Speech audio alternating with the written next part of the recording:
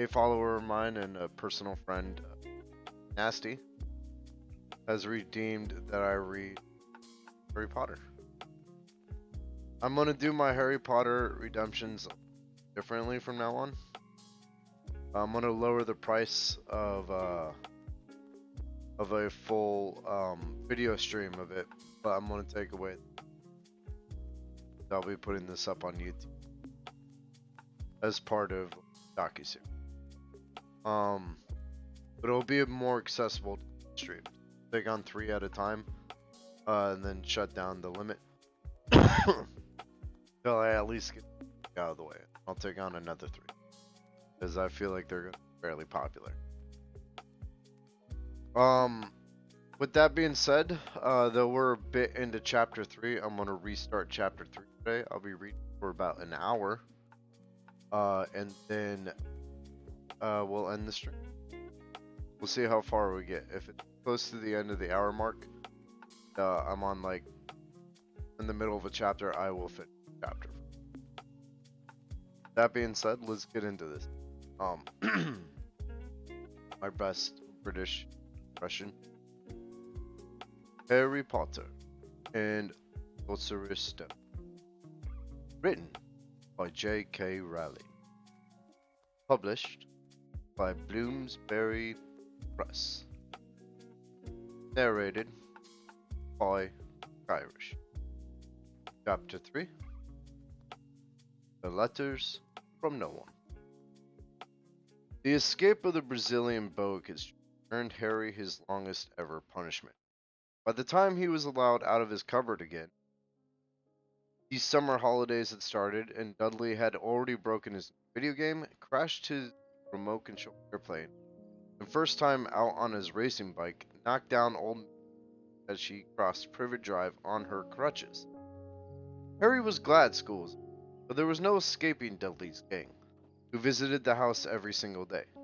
Piers, Dennis, Malcolm, and Gordon were all big and stupid, but as Dudley was the biggest and stupidest of the lot, he was the leader. The rest of them were all quite happy to join in Dudley's favorite sport, Harry hunting.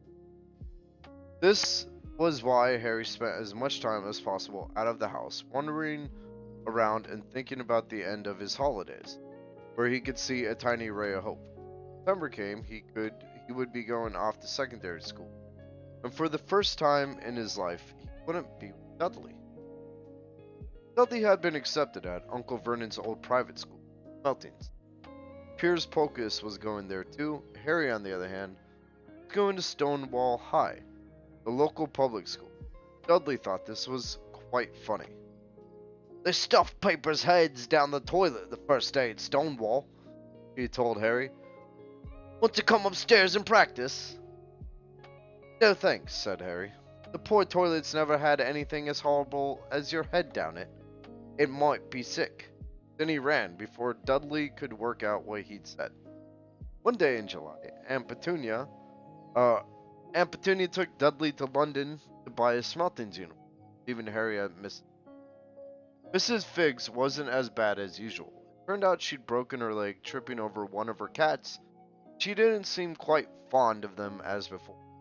She let Harry watch television and gave him a bit of chocolate cake that tasted as though she had had it for several years. That evening, Dudley paraded around the living room for the family in his brand new uniform. Smeltings boys wore maroon tailcoats, orange knickerbockers, flat straw hats called boaters. They also carried knobbly sticks used for hitting each other while the teachers weren't looking. This was supposed to be good training for later life. As he looked at Dudley in his new knickerbockers, Uncle Vernon said gruffly that it was a proud... Oh, actually, I think I might be way past this. Sorry, guys. I remember we were... Oh no, you know what? Never mind. Exactly where we are. Okay. We'll be jumping back in here and just...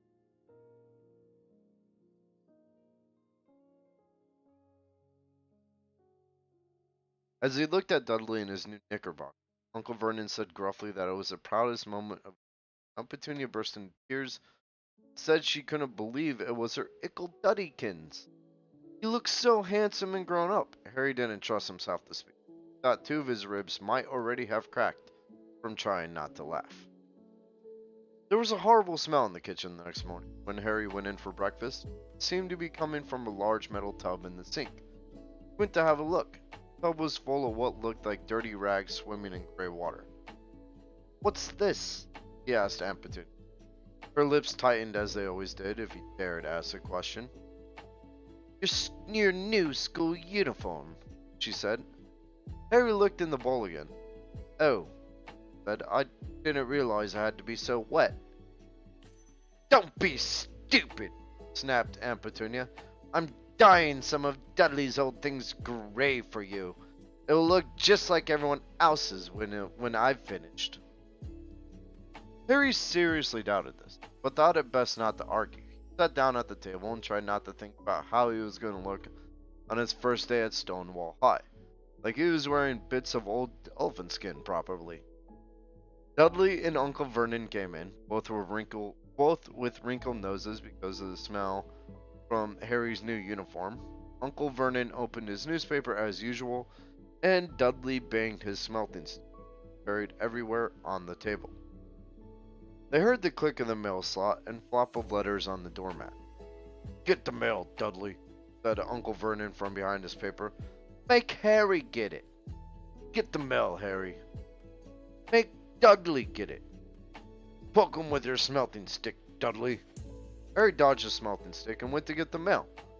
Three things lay on the doormat: a postcard from Uncle Vernon's sister Marge, who was vacationing on the Isle of Wight, a brown envelope that looked like a bill, and a letter for Harry. Harry picked it up and stared at it, his heart twanging like a giant elastic band. No one, ever, in his whole life had written to him. Who would? He had no friends, no other relatives. He didn't belong to the library, so he never even got rude notes asking for the books back. Yet, here it was, a letter addressed so plainly there could be no mistake.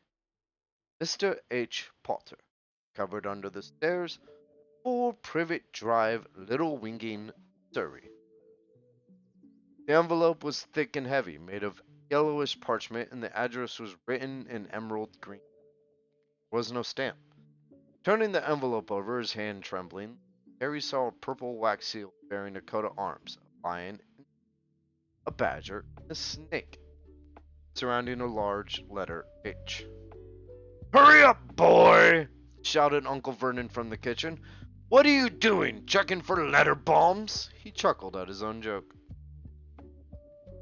Harry went back to the kitchen, still staring at his letter. He handed Uncle Vernon the bill and the postcard, sat down, and slowly began to open the yellow envelope.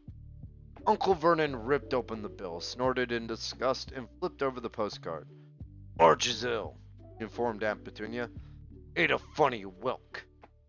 "Dad," said Dudley suddenly. "Dad, Harry's got something."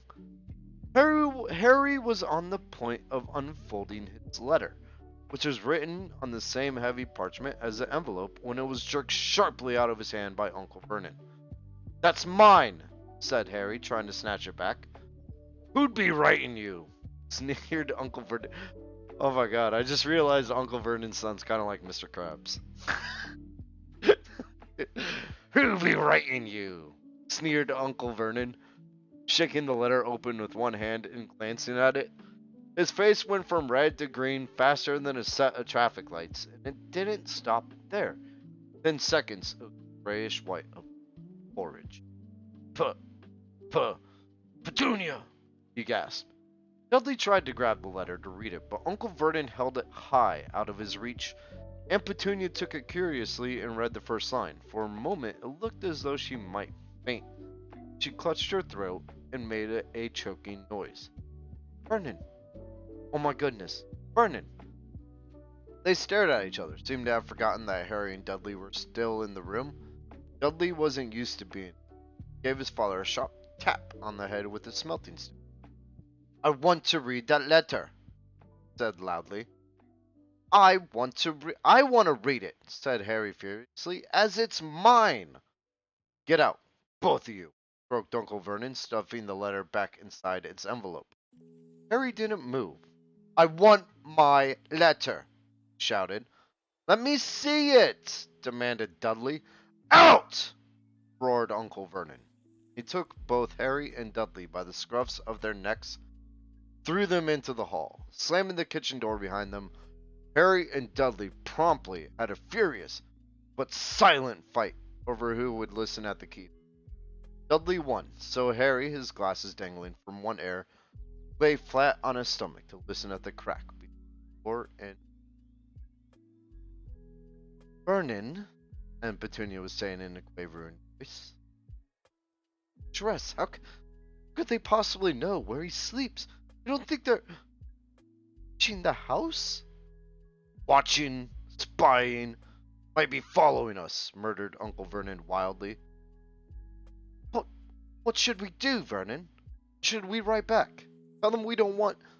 Harry could see Uncle Vernon's shiny black shoes pacing up and down the kitchen. No, he said finally. No, we'll ignore it if they don't get an answer. Yes, that's best. We won't do anything.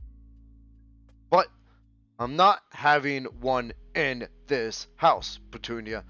Didn't we swear when we took him in we'd stamp out that dangerous nonsense? That evening, when he got back from work, Uncle Vernon did something he'd never done before. He visited Harry in his cupboard. Where's my letter? Said Harry, the moment Uncle Vernon had squeezed the door. Who's writing to me? No one. It was addressed to you by mistake, said Uncle Vernon shortly. I have burned it. It was not a mistake, said Harry angrily. It had my cupboard on it. Silence! Yelled Uncle Vernon, and a couple of spiders fell from the ceiling. He took a few deep breaths and forced his face into a smile, which looked quite painful. Yes, Harry, about this cupboard. Your aunt and I have been thinking, you're really getting a bit big for it. We think it might be nice if you moved into Dudley's second bedroom. Why? Said Harry. Don't ask questions, snapped his uncle. Take this stuff upstairs, now. The Dursleys' house had 4 bedrooms, one for Uncle Vernon and Aunt Petunia, one for visitors, usually Uncle Vernon's sister Marge, one where Dudley slept, and one where Dudley kept all. Wouldn't fit into the first bedroom. It only took Harry one trip upstairs to move everything he owned from the cupboard to the... He sat down on the bed and stared around him. Nearly everything in here was broken. The month-old video camera was lying on top of a small working tank. Dudley had once driven over the next-door neighbor's dog. The corner was Dudley's first ever television set, which he'd put his foot through when his favorite program had been cancelled. There was a large birdcage, which had once held a parrot that Dudley had swapped at school for a real air rifle, which was up on a shelf with the end all bent because Dudley had sat on it. Other shelves were full of books. They were the only things in the room that looked as though they never touched. Downstairs came the sound of Dudley bawling at his mother. I don't want him in there. I need that room. Make him get out. Harry sighed and stretched out on the bed. Yesterday, he'd had given anything to be up here. Today, he'd rather be in his cupboard with that letter than up here without it. Next morning at breakfast, everyone was rather quiet. Dudley was in shock. He screamed, whacked his father with a smelting stick, been sick on purpose, kicked his mother, thrown his tortoise through the house roof, still didn't have his room back. Harry was thinking about this time yesterday and barely wishing he'd opened the letter in the hall. Uncle Vernon and Aunt Petunia kept looking at each other darkly. When the mail arrived, Uncle Vernon seemed to be trying to be nice to Harry, made Dudley go and get it. They heard him banging things with the smelting stick all the way down the hall. Then he shouted, There's another one! Mr. H. Potter, the smallest bedroom for private drive. With a strangled cry, Uncle Vernon leapt from his seat and ran down the hall. Harry right behind him. Uncle Vernon had to wrestle Dudley to the ground to get the letter from him, which was made difficult by the fact that Harry had grabbed Uncle Vernon around the neck from behind. After a minute of confused fighting, in which everyone got hit a lot by the smelting stick, Uncle Vernon straightened up, gasping for breath, with Harry's letter clutched in his hand. Go to your cupboard. Your bedroom, he wheezed at Harry. Dudley, go. Just go. Harry walked around and around his. Someone knew he had moved out of his cupboard. Seemed to know he hadn't received the letter. Surely that meant they'd try again, and this time he'd make sure it failed. He had a plan. He prepared alarm clock, rang at 6 o'clock the next morning. Harry turned it off quickly and dressed silently. He mustn't wake the Dursleys. He stole downstairs without turning on any of the lights. He was going to wait for the postman on the corner of Privet Drive and get the letters for number 4 first. His heart hammered as he crept across the dark hall towards the front door. Arg!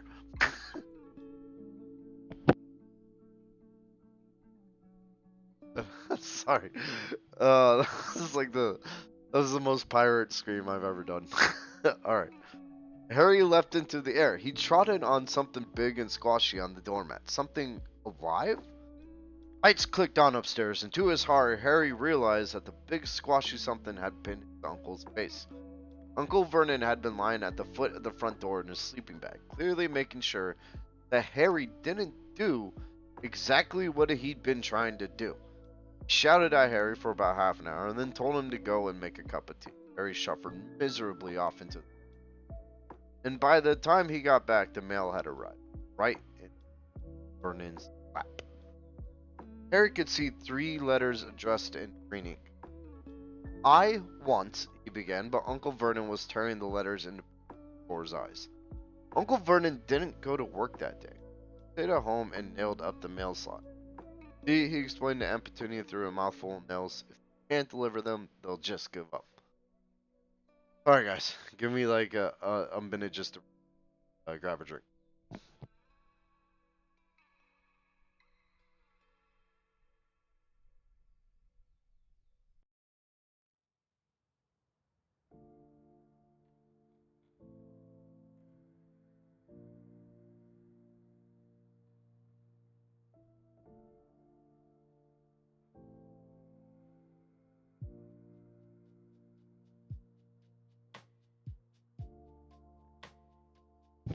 Alright, continuing on. I'm not sure that'll work, Vernon. Oh, these people... I'm not sure that'll work, Vernon. Oh, these people's minds work in strange ways, but yeah, they're not like you, said Uncle Vernon, trying to knock in a nail with a piece of fruitcake Aunt Petunia had just bought him. On Friday, no less than 12 letters arrived for Harry. As they couldn't go through the mail slot, they had been pushed under the door, slotted through the sides, and a few even forced through the small window in the downstairs bedroom. Uncle Vernon stayed at home again. After burning all the letters, he got out a hammer and nails and boarded up the cracks around the front back door so no one could get out. He hummed, tiptoe through the tulips, as he worked and jumped at small noises. On Saturday, things began to get out of hand. 24 letters to Harry found their way into the house, and inside each of the 24 eggs that the very confused milkman had handed Aunt Petunia. While Uncle Vernon made furious telephone calls to the post office and the dairy trying to find someone to complain to, shredded the letters in her processor. Who on earth wants to talk to you this badly? Dudley asked Harry in amazement. Oh, what's up, OGT? On Sunday morning, Uncle Vernon sat down at the breakfast table looking tired and rather ill, but happy. No post on Sundays, he reminded them cheerfully as he spread marmalade on his newspapers. No damn letters today. Something came whizzing down the kitchen chimney as he spoke and caught him sharply on the back of the head. Next moment, 30 or 40 letters came pelting out of the fireplace like bullets. Dursleys ducked, but Harry leapt into the air trying to catch one. Out! Out! Uncle Vernon seized Harry around the waist and threw him into the hall. When Aunt Petunia and Dudley had run out with their arms over their faces, Uncle Vernon slammed the doors shut. They could hear the letters still streaming into the room, bouncing off the wall. "That does it!" said Uncle Vernon, trying to speak calmly but pulling great tufts out of his mustache at the same time. "I want you all back here in 5 minutes, ready to leave. We're going away. Just pack some clothes, no argument." He looked so dangerous, with half his mustache missing, that no one dared argue. 10 minutes later, they had wrenched their way through the boarded up doors and were in the car, speeding towards the highway. Dudley was sniffling in the back seat. Father had hit him around the head for holding them up while he tried to pack his television, VCR, and computer in his sports bag. They drove and they drove. Even Aunt Petunia didn't dare ask where they were going. Every now and then, Uncle Vernon would take a sharp turn and then drive in the opposite direction. "Shake 'em off! Shake 'em off!" he would mutter whenever he did this. They didn't stop to drink all day. By nightfall, Dudley was howling. He never had such a bad day in his life. He was hungry, he'd missed 5 television programs he'd wanted to see, and he'd never gone so long without blowing up an alien on his computer. Uncle Vernon stopped at last outside a gloomy-looking hotel on the city. Dudley and Harry shared a room with twin beds and damp, musty sheets. Dudley snored, but Harry stayed awake, sitting on the windowsill, staring down at the lights of passing cars, wondering. They ate stale cornflakes and cold tinned tomatoes on toast for breakfast. They had just finished when the owner of the hotel came over to them. "Excuse me, but is one of you Mr. H. Potter? Only I got about 100 of these on desk." She held up she held up a letter so they could read the green ink address. "Mr. H. Potter, room 17, Railview Hotel, Crookworth." Harry made a grab for the letter, but Uncle Vernon knocked his hand out of the way. The woman stared. "I'll take them," said Uncle Vernon, standing up quickly, following her from the dining room. "Wouldn't it be better just to go home, dear?" Aunt Petunia suggested timidly, hours later. But Uncle Vernon didn't seem to hear her. Exactly what he was looking for, none of them knew. He drove into the middle of the forest, got out, looked around, and shook his head. Got back in the car, and off they went, again. The same thing happened in the middle of a plowed field, halfway across a suspension bridge, and at the top of a multi-level parking garage. "Daddy's gone mad, hasn't he?" Dudley asked Aunt Petunia, dully late that afternoon. Uncle Vernon had parked at the locked them all inside the car, and started to rain. Great drops on the roof of the car. Dudley's. "It's Monday," he told his mother. "The great Humberto's on. I want to stay somewhere with the television." Monday. This reminded Harry of something. It was Monday, and you could usually count on Dudley to know the days of the week because of television. And tomorrow, Tuesday, was Harry's 11th birthday. Of course, his birthdays were never exactly fun. Last year, the Dursleys had given him a coat hanger and a pair of Uncle Vernon's old socks. Still, weren't 11 every day. Uncle Vernon was back and he was smiling. He was carrying a long, thin package. Didn't answer Aunt Petunia. She asked what he'd bought. "Found the perfect place," he said. "Come on, everyone out." It was very cold outside the car. Uncle Vernon was pointing out what looked like a large rock way out at sea, perched on top of the rock. The most miserable little shack you could imagine. One thing was certain, there was no television. "Storm forecast for tonight," said Uncle Vernon gleefully, clapping his hands together. "And this gentleman's kindly agreed to lend us his..." You know what? Uncle Vernon's just gonna have a Mr. Krabs accent from now on. A toothless old man came ambling up to them, pointing with a rather wicked grin at an old rowboat bobbing in iron gray water below them. "I've already got us some rations," said Uncle Vernon, "so all aboard."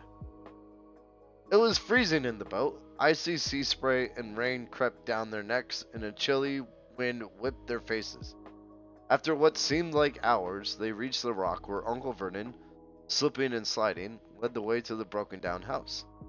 The inside was horrible. It smelled strongly of seaweed. The wind whistled through the gaps in the wooden walls. The fireplace was damp and empty. There were only 2 rooms. Uncle Vernon's. I like that. Be original with it. All right.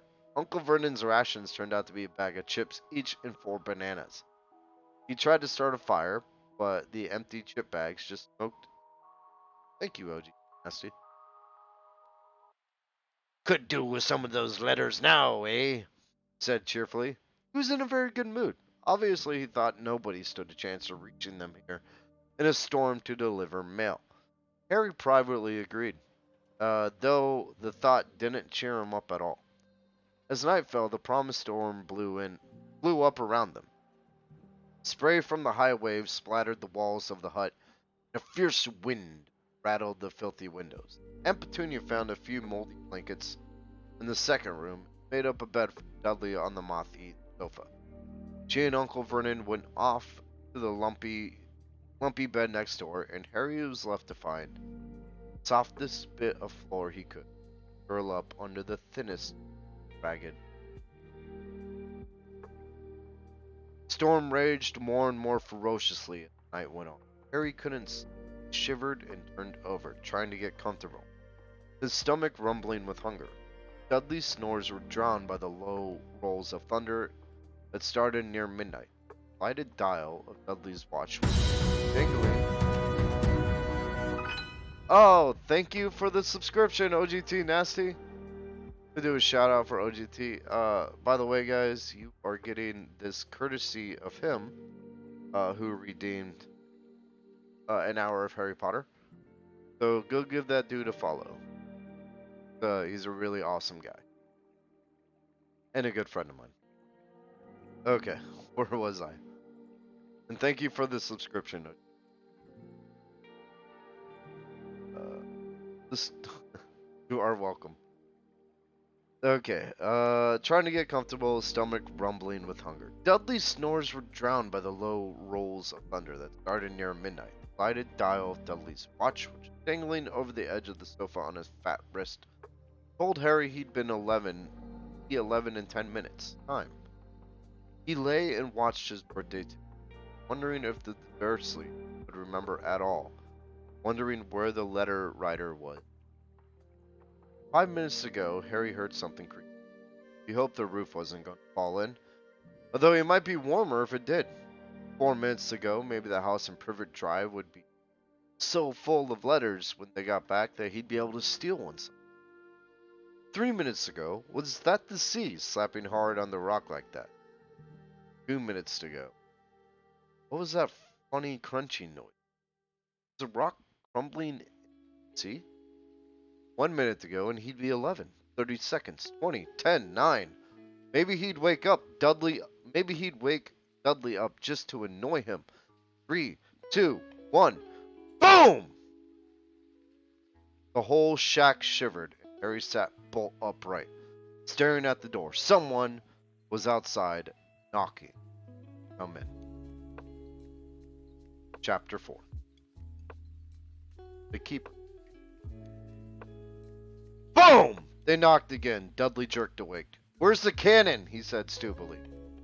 There was a crash behind them, and Uncle Vernon came skidding into the room. He was holding a rifle in his hands. Now they knew what he'd be doing. What he had been doing. Now they knew what had been in the long, thin package he had brought with them. Who's there? He shouted. I warn ya, I'm armed. There was a pause, then smash! The door was hit with such force that it swung clean off its hinges, and with a deafening crash landed flat on the floor. A giant of a man was standing in the doorway. His face was almost completely hidden by a long, shaggy mane of hair and a wild tangled beard. But you can make out his eyes, glinting like black beetles under all the hair. The giant squeezed his way into the hut, stooping so that his head just brushed the ceiling. He bent down, picked up the door, and easily back into its frame. The noise of the storm outside dropped a little. Turned to look at them all. Couldn't make us a cup of tea, could you? It's been an easy journey. It's not been an easy journey. He strode over to the sofa where Dudley sat frozen with. Brudge up, you great lump, said the stranger. Dudley squeaked and ran to hide behind his mother. He was crouching, terrified, behind Uncle Vernon.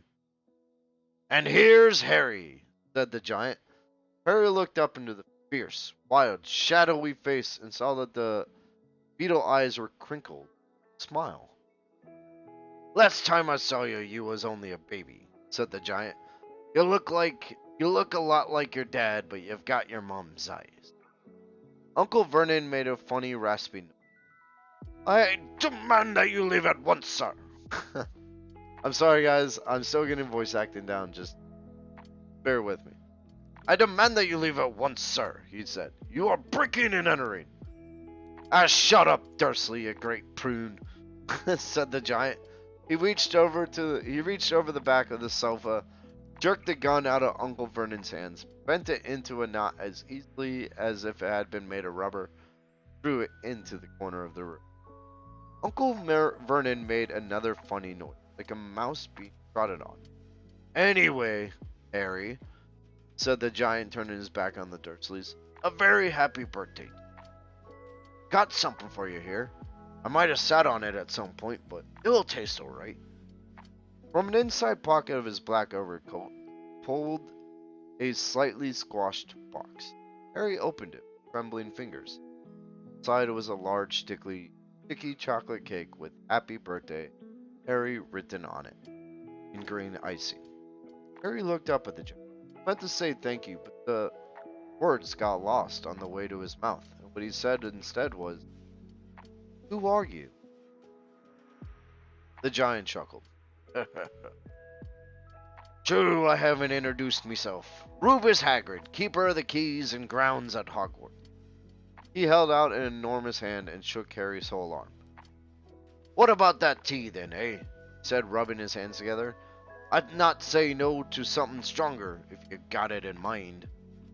His eyes fell on the empty crate with the shriveled chip bags in it, and he snorted. He bent down over the fireplace.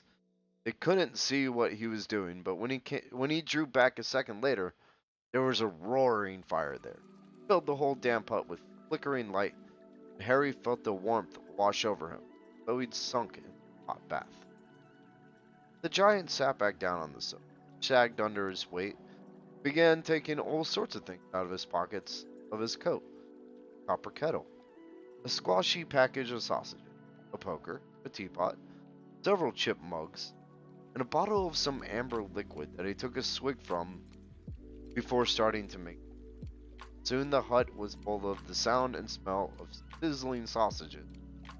Nobody said a thing while the giant was working, but as he slid the first 6 fat, juicy, slightly burnt sausages from the poker, Dudley fidgeted a little. Uncle Vernon said sharply, Don't you touch anything he gives you, Dudley. Don't touch anything he gives you. What? Whatever. The giant chuckled darkly. Your great pudding of a son don't need fattening anymore, Dursley. Don't worry. Oh, okay, now. He passed the sausages to Harry, who was so hungry he had never tasted anything so wonderful. He still couldn't take his eyes off the giant. Finally, as nobody seemed about to explain anything, he said, I'm sorry, but I still don't really know who you are.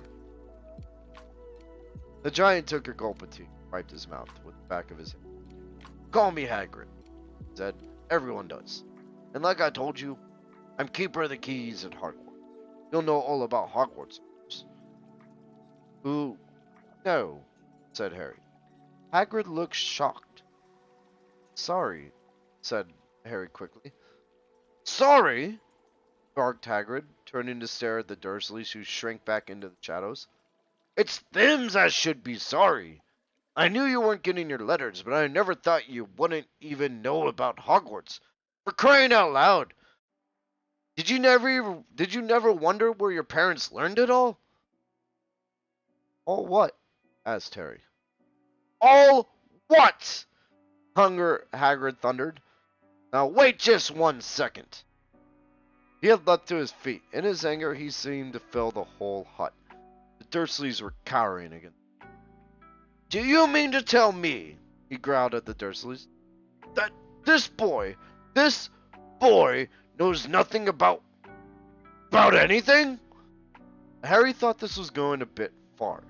He had been to school after all, and his marks weren't bad.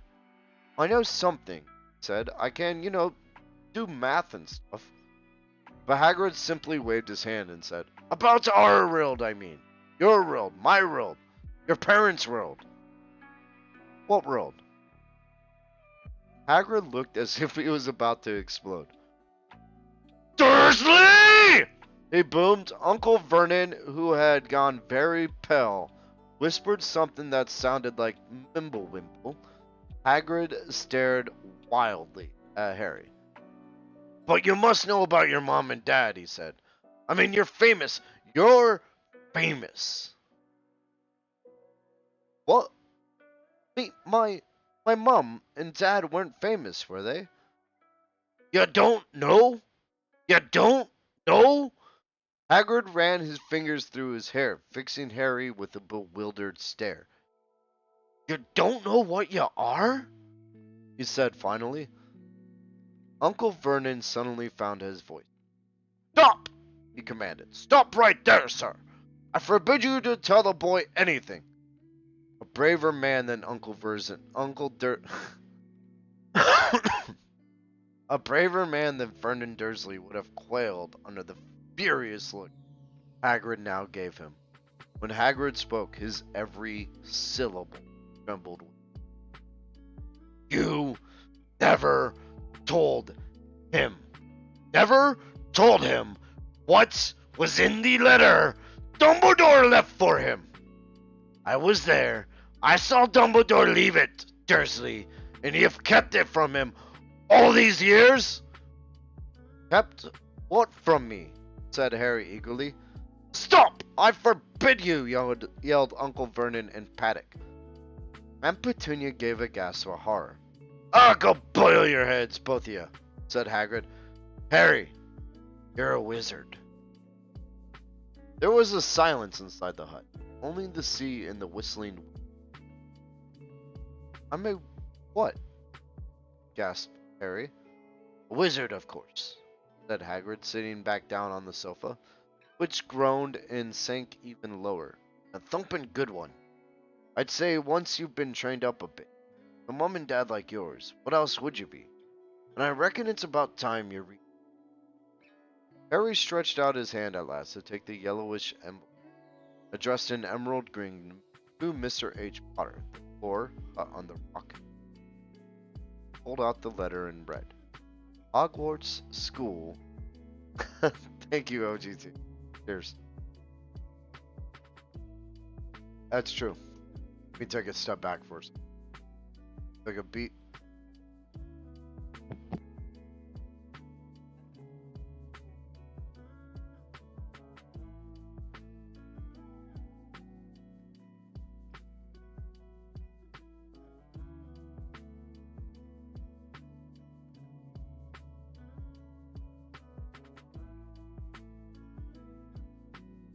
Alright, let's get back into it.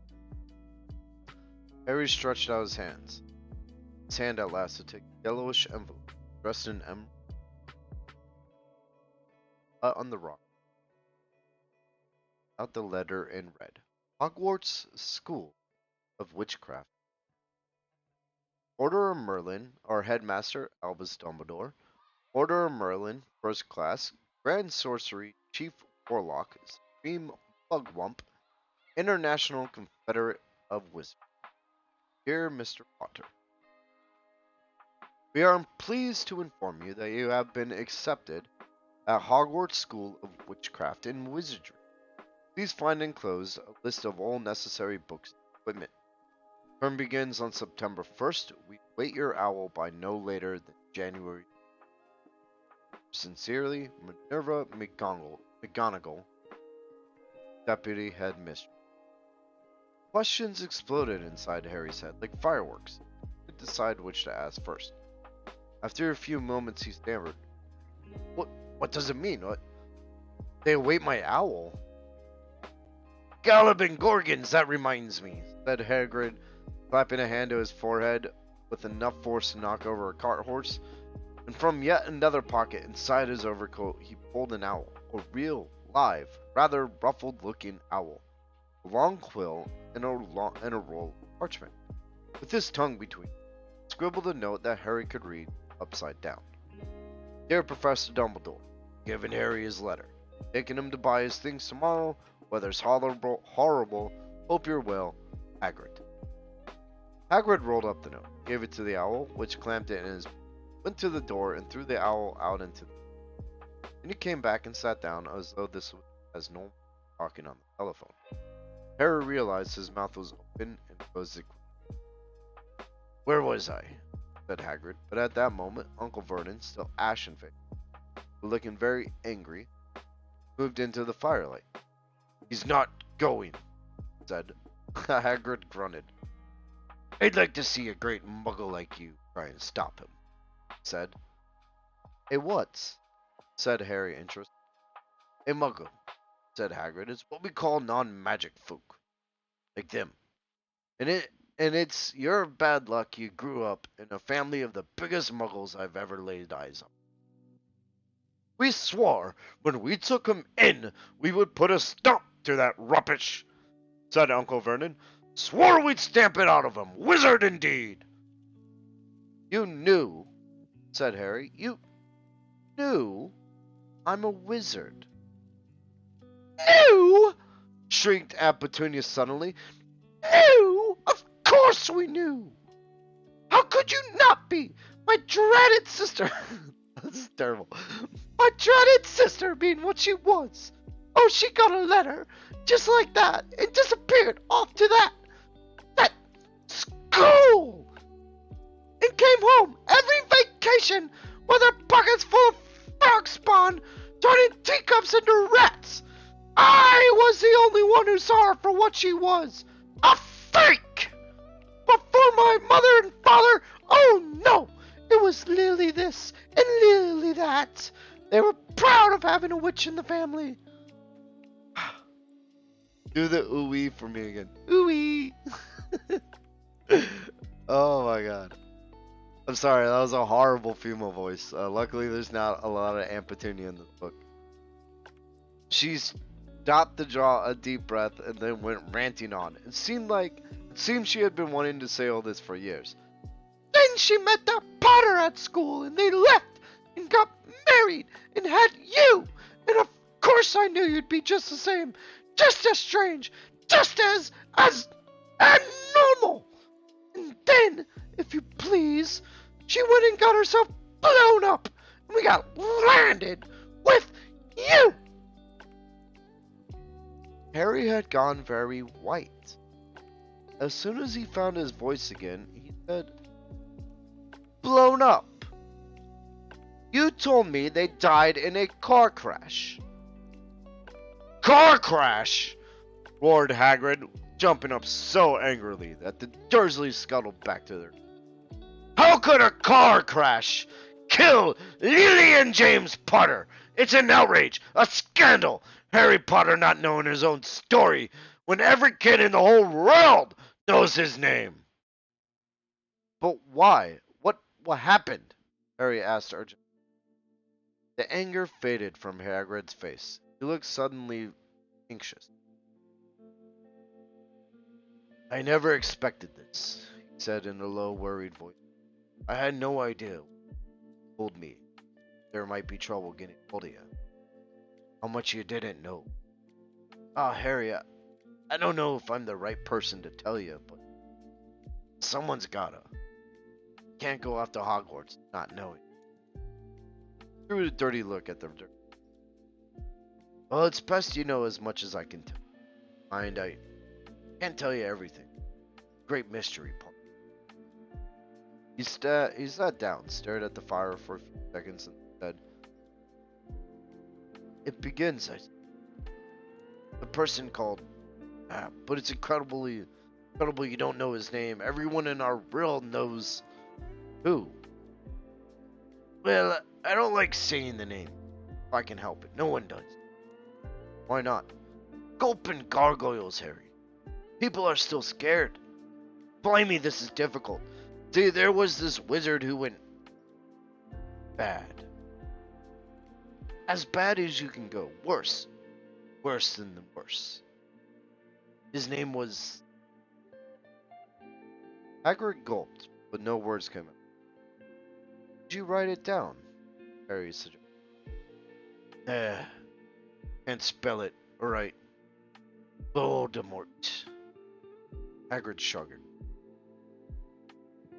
Don't make me say it again. Anyway, this wizard, about 20 years ago now, started looking for followers. Got him too. Some were afraid, some just wanted a bit of his power. Because he was getting himself power. Dark days, Harry. Didn't know who to trust. Didn't dare get friendly with strange wizard. Terrible things happened.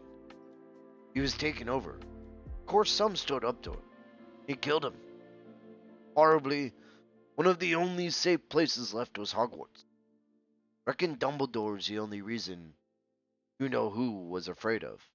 Reckon Dumbledore's the only one you know who was afraid. Didn't dare try taking the school. Just then, anyway. Now, your mom and dad were as good a witch and wizard as ever I knew. Head boy and girl at Hogwarts in their day. Suppose the mystery is why you know who never tried to get him on his side before. Probably knew they were too close to Dumbledore. Want anything to do. Maybe he thought he could persuade them. Maybe he just wanted them out of the way. All anyone knows is turned up in the village where he was all living on Halloween 10 years ago. He was just a year old. Came to your house and Harry suddenly pulled out a very dirty spotted handkerchief and blew his nose with a sound like a foghorn. Sorry, he said. That's sad. Kill your mom and dad. Nicer people you're gonna find anyway. You know who killed him. And this is a real mystery then.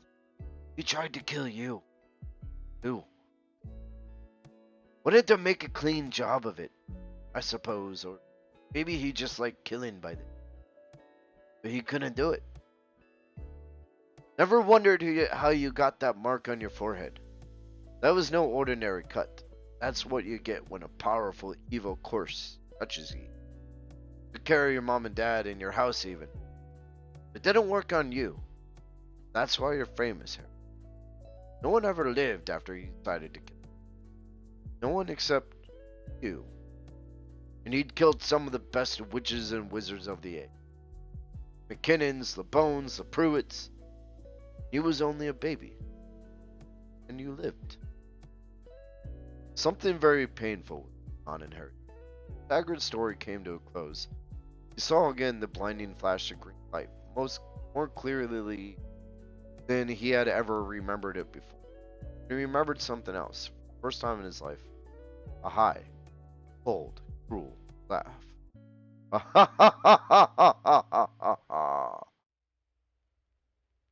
Hagrid was watching him sadly. Took you from the ruined house myself. Dumbledore's orders.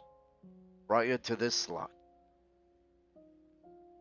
Load of old tosh, said Uncle Vernon. Harry jumped. He had almost forgotten that the Dursleys were there. Uncle Vernon certainly seemed to have got back his courage. He was glaring at Hagrid and his fists were clenched. Now you listen here, boy. I accept there's something strange about you. Probably nothing a good beating wouldn't have cured. And as for all this about your parents, well, they were weirdos. No denying it. The world's better off without them, in my opinion. As for all they got, getting mixed up with all these wizarding types. Just what I expected. Always knew they'd come to a sticky end. But at that moment, Hagrid leapt from the sofa and drew a battered pink umbrella from inside his coat. Pointing this at Uncle Vernon, like a sword, he said, "I'm warning you, Dursley. I'm warning you. One more word." In danger of being speared on the end of an umbrella by a bearded giant, Uncle Vernon's courage failed again. He flattened himself against the wall and fell silent. "That's better," said Hagrid, breathing heavily and sitting back down on the sofa, which this time sagged down to the floor. Harry, meanwhile, still had questions to ask. Hundreds of them. But what happened to Volt? Sorry, I mean, you know who. Good question, Harry. Disappeared. Vanished. Same night he tried to kill you. Makes it even more famous. That's the biggest mystery, see. He was getting more and more powerful. Why'd he go? Some say he died. Cod's wallop, in my opinion. Don't know if he had enough human left in him to die. Some say he's still out there, biding his time. But I don't believe. People who was on his side came back to ours. Some of them came out of kind of trance. Don't reckon they could have done if... Most of us reckon he's still out there somewhere, but lost his powers. Too weak to carry on, because something about you finished him. There was something going on that night he hadn't counted on. I don't know what it was. No one does. Something about you stumped him. Hagrid looked at Harry with respect blazing in his eyes. But Harry, instead of feeling and proud, felt quite sure that had been a horrible mistake. A wizard? Him? How could he possibly be? He spent his life being clouded by Dudley and bullied by Aunt Petunia and Uncle Vernon. If he was really a wizard, why hadn't they been turned into warty toads every time they tried to lock him in his cupboard? And if he'd once defeated the greatest sorcerer in the world, how come Dudley had always been able to kick him around like a football? Hagrid said quietly, I think you must have made a mistake. I don't think I can be a wizard. To his surprise, Hagrid chuckled. Not a wizard, eh? Never made things happen when scared or... Harry looked into the fire. Now he came to think about it. Every odd thing that had ever made his aunt and uncle furious with him had happened when Harry had been upset or angry. Chased by Dudley's gang, he had somehow found himself out of their reach. Dreading going to school with that ridiculous haircut, he managed to make it grow back. The very last time Dudley had hit him, hadn't he got his revenge? Without even realizing he was doing it, hadn't he set a boa constrictor on him? Harry looked back at Hagrid, smiling, and saw that Hagrid was positive. See, said Hagrid. Harry Potter, not a wizard? You wait. You'll be right famous at Hogwarts. But Uncle Vernon wasn't going to give in without a fight. Haven't I told you? He's not going, he hissed. He's going to Stonewall High, and he'll be grateful for it. I've read those letters, and he needs all sorts of rubbish. Spell books and wands, and... If he wants to go, a great muggle like you won't stop him, growled Hagrid. Stop Lily and James Potter's son going to Hogwarts? You're mad. His name's been down ever since he was born. He's off to the finest school of witchcraft and wizardry in the world. 7 years there, and he won't know himself. He'll be with youngsters of his own sort. For change, and he'll be under the greatest headmaster Hogwarts ever had. Albus Dumbledore. I am not paying for some crackpot old fool to teach him magic tricks, yelled Uncle Vernon. But he had finally gone too far. Hagrid seized his umbrella and reeled it over his head. Never! He thundered. Insult! Albus Dumbledore in front of me! He brought the umbrella swishing down through the air to point at Dudley. There was a flash of violet light, a sound like a firecracker, a sharp squeal. In the next second, Dudley was dancing on the spot with his hands clapped over his fat bottom, howling in pain.